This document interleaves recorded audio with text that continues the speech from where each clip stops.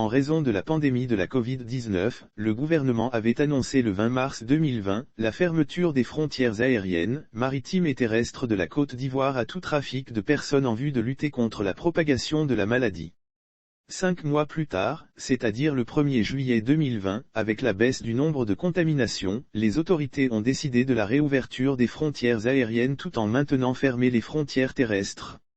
Le Parti pour l'intégration africaine, PL.A, parti panafricaniste, qui prône une véritable intégration sous-régionale exprime, une fois de plus, son étonnement face au maintien de la fermeture des frontières terrestres, plus d'un an après la réouverture des frontières aériennes, malgré une baisse très significative du nombre de cas de contamination en Côte d'Ivoire et dans la sous-région.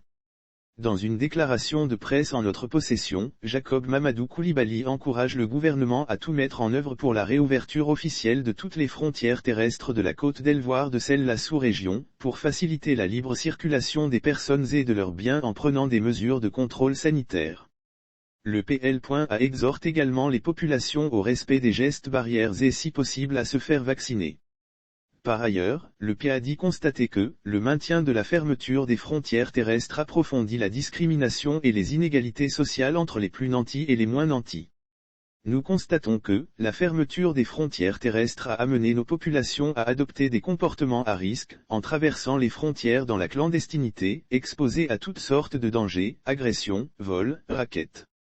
Nous constatons que, la fermeture des frontières terrestres a détruit toute l'activité économique qui s'était développée autour de ces frontières et a mis au chômage, les acteurs du transport interétatique et leurs familles en situation de précarité.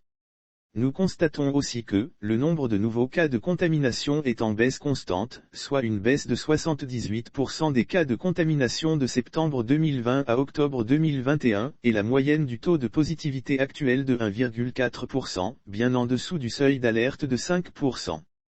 Nous constatons également, la réouverture de certaines frontières dans la sous-région telles que, la frontière Sénégal-Mali, la frontière Sénégal-Guinée, la frontière Niger-Nigeria, la frontière Mali-Guinée, précise, le PA dans sa déclaration signée de Jacob Mamadou Coulibaly.